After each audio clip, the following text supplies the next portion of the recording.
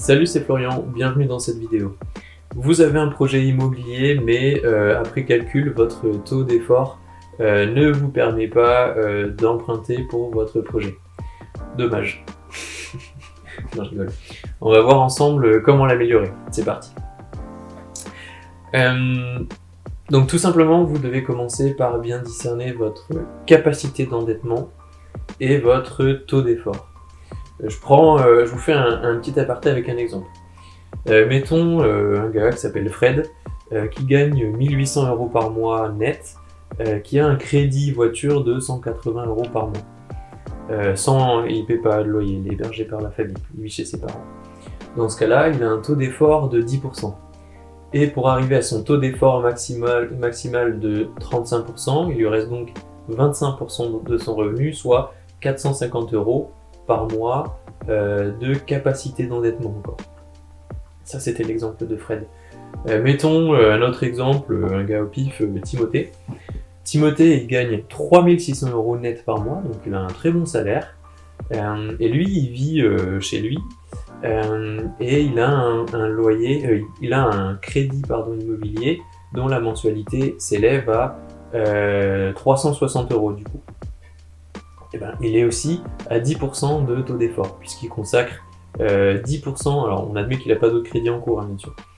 On admet qu'il consacre donc 10% de ses revenus totaux en charges fixes et conséquentes, comme son loyer puisqu'il n'en a pas, et ses mensualités de crédit conso puisqu'il n'en a pas, et ses mensualités de crédit immobilier, il en a une, donc celle de 360 €.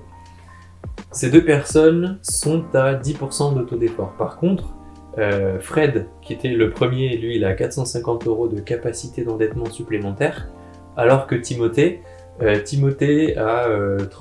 il lui reste 25% de capacité d'endettement par rapport à ce qu'il gagne, donc 3600 divisé par 4, ça fait 900. Timothée, il a 900 € de capacité d'endettement supplémentaire. Donc on voit bien que les deux personnes de l'exemple ont le même taux d'effort, par contre, ils ont une capacité d'endettement restante du simple au double.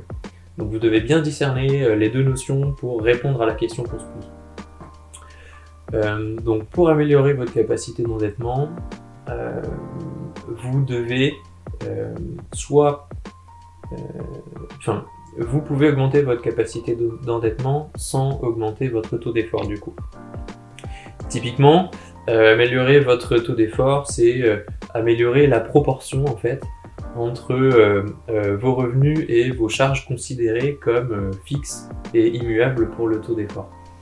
Donc, vous avez trois possibilités. Soit vous augmentez vos revenus sans avoir la capacité de diminuer vos charges.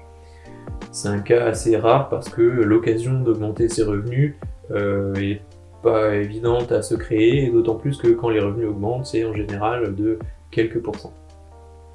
Deuxième cas, votre revenu ne change pas et vous avez la possibilité de travailler sur vos charges qui sont considérées dans le taux d'effort.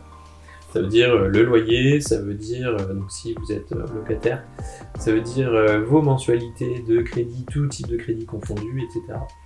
Ça, c'est un levier un levier qu'on utilise souvent avec les clients qui ont besoin de se libérer un peu de capacité d'endettement pour pouvoir faire leur projet.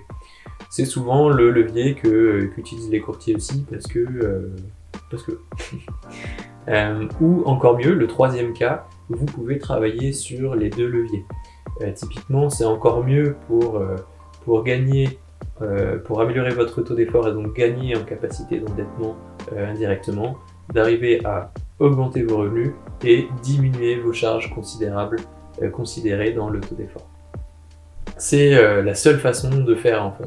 Votre taux d'effort, ça reste un taux, ça reste une proportion, et la seule façon de faire, c'est d'améliorer la proportion. C'est diminuer d'un côté sans changer de l'autre, ou baisser d'un côté sans augmenter de l'autre, ou encore mieux, augmenter d'un côté et baisser de l'autre. Et au final, ça marche très bien. Pour améliorer par contre votre capacité d'endettement, vous pouvez garder la même proportion si vous le souhaitez. Par contre, il faut que ça évolue dans les mêmes proportions. Encore mieux, voilà, si vous arrivez à faire un travail sur vos revenus et vos charges en même temps. Voilà, c'était ma réponse à comment améliorer votre taux d'endettement ou plutôt taux d'effort, puisque c'est ce qu'on utilise aujourd'hui comme vocabulaire. Si tu as envie d'aller plus loin et d'obtenir le meilleur prêt immobilier pour ton projet, alors je t'offre 1 heure de contenu à ma formation Votre meilleur prêt immobilier en 3 heures. Je te mets le lien dans la description, je te dis à tout de suite dans mes vidéos. Ciao!